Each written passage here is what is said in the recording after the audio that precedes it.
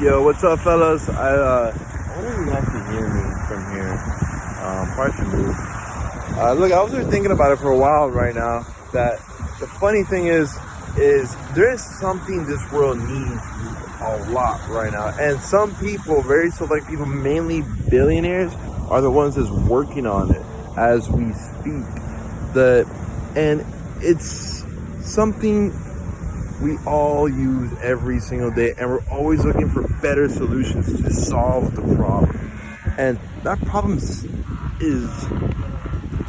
simple that we have to repair. The problem is actually doing it. What do I mean by that? It's transportation. The methods of transportation right now are extremely slow. It's imagine you're driving a car, average speed probably you're on the highway 70 miles per hour. So if you have to travel 300 miles, it's going to take you 4 hours to get to your destination. Whereas if you're in a plane, it's going to take you 45 minutes to get there, because the plane goes 350 miles per hour, 400 miles per hour, and that's a slow plane. And so what we see going on right now in the 2019 is that it's, for example, real estate. If you live within the cities, the cost of real estate is extremely high. And because of that, there's a lot of segregation, discrimination going on within the cities, with mainly not based off color or race anymore. It's based off of income inequality. So what happens is that these neighboring cities or towns surrounding major cities are the ones that you see all of these drugs going on and all of these problems that's going on, create like a lot. So like if here in Miami, if you go just an hour, 2 hours away, like you go to Port St. Lucie, you go to Coral Springs, you go to Liberty City, you go to even Naples, you see like a lot of drugs that's going on in there. And the quality of life, yeah, it's improving here, but the thing is, the cost of living is decreasing. The cost of living is increasing, but because of that, because of inflation, people are not earning enough money because of the way the economy has been developed, grown, and established. There's this divide going on. So people want to move away from these major cities. We're talking about like places like New York, Miami, LA, San Francisco, Sacramento, and even places like Houston, and they're moving to smaller places like San Antonio or even Atlanta that's beginning to grow and develop. So why do we need forms of transportation to continue improving? I think that's the reason why you see like Richard Branson, he bought the Bright Line, because we need a better train system. We need, it's gonna be convenient when you can go from Miami to Orlando, which normally it's a 3.5 hour drive, and you can get from one city to the other in 30 minutes. Because one, it's the people that are not gonna be earning, $10,000 a month at the bare minimum to live in a city like Miami, they can still work in Miami, and they can just take a train for a very low cost, where they can go back to Orlando in 30 minutes, 45 minutes. So now the time has increased by 10. So 10 times more, that means you have 10 times more efficiency and productivity. What was gonna happen? That's the whole point of what Elon Musk is trying to say about the rockets, about taking us from anywhere in the whole world in 30 minutes. Yeah, does it seem a little dangerous right now, a little skeptical for it to occur? Yeah, but the whole point about it is that it gives us the opportunity and the possibility to be able to work and produce anywhere in the entire world for a very, very low rate. And that's going to change the way economy is going to grow. That's what happens in globalization. And that's what becomes so important in any of our type of development for our future. So one of the things we have to learn to develop and learn is figure out how to use automation to improve methods of transportation. You see that with Uber. Uber's creating like Uber choppers right now. They have beta testing in places like Dubai and I believe LA, and there's one other city I believe they're testing that. So now you can take a self-driving car that flies by itself, and now you don't have to worry about a thing.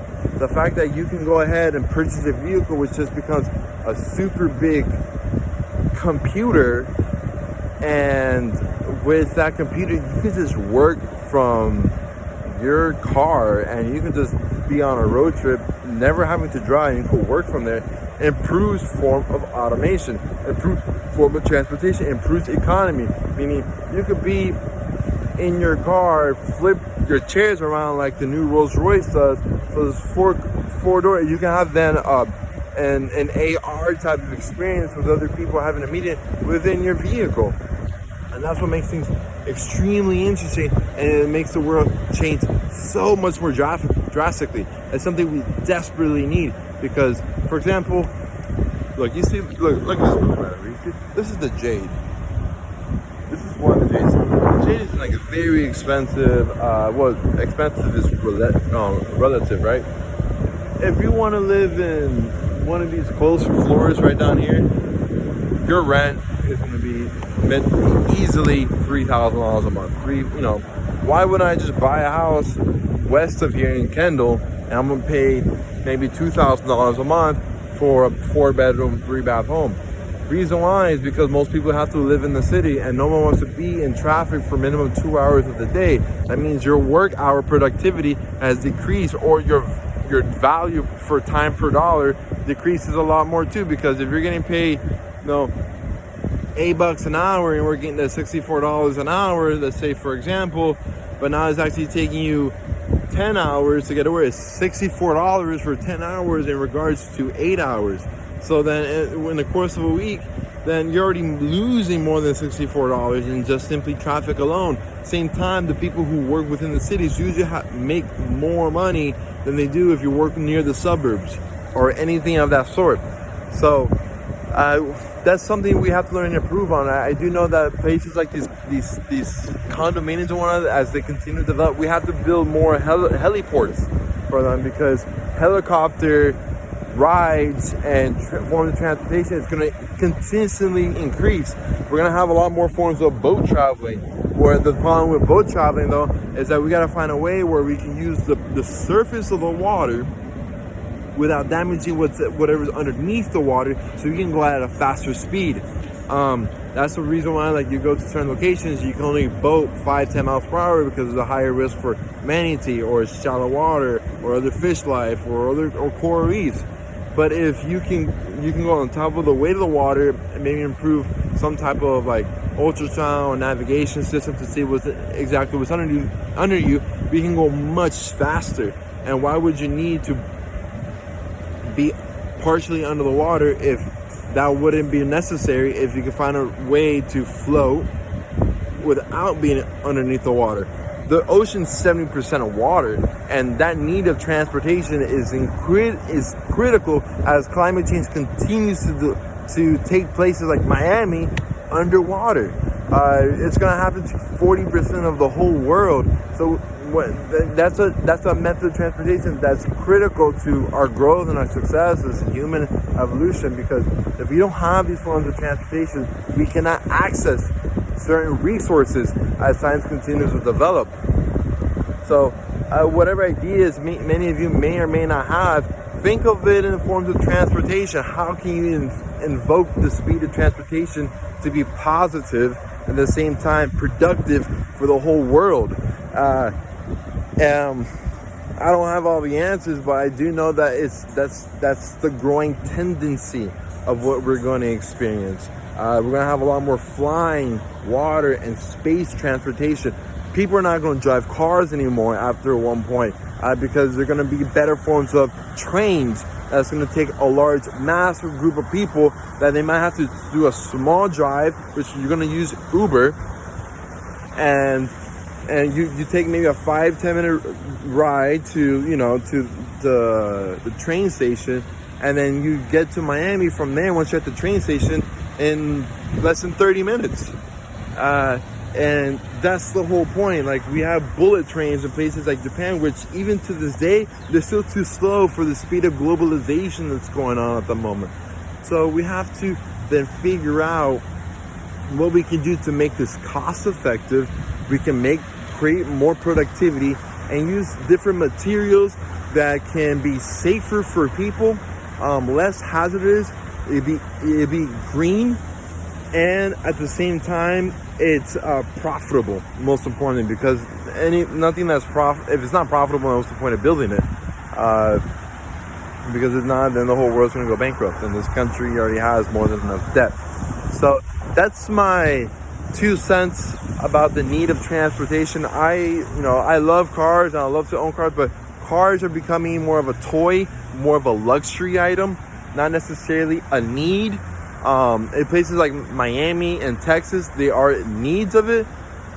But what we have to then learn is what can we do to reduce the massive amount of traffic by, putting a lot more people in a public form of transportation that people enjoy. Most importantly, and as the majority of people who are not able to afford cars, but they can travel larger, long miles to get to certain destinations for work, enjoyment, pleasure, whatever it may be, then one, the roads will be emptier, there'll be less traffic, less accidents. We will be able to use all that empty space for something different. In other words, what's going to end up happening, like there's some places in Asia where they build these huge megapolises, so cities, but they're ghost towns.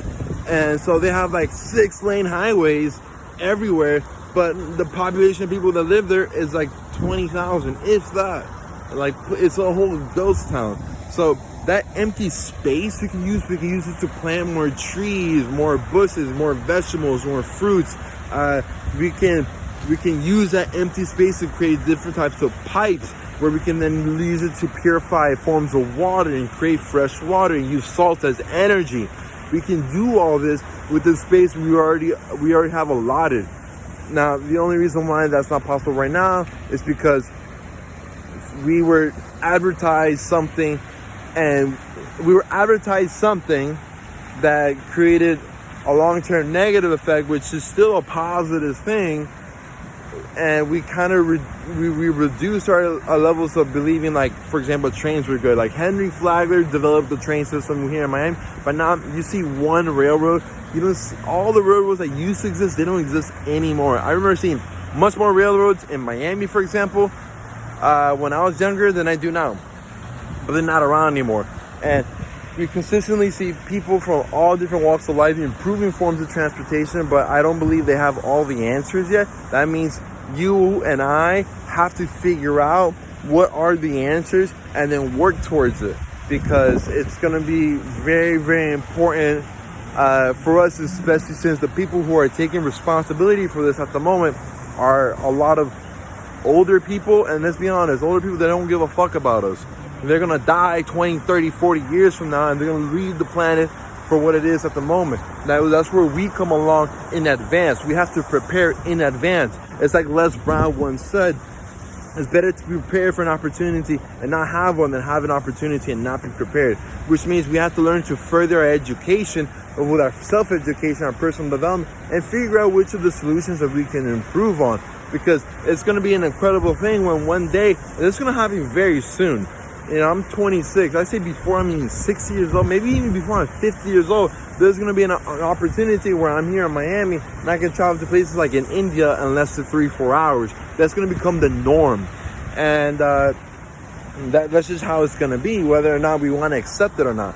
So in order to improve income inequality and improve inequality in all different walks of life with color, ethnicity, backgrounds, everything, you have to learn to improve forms of transportation.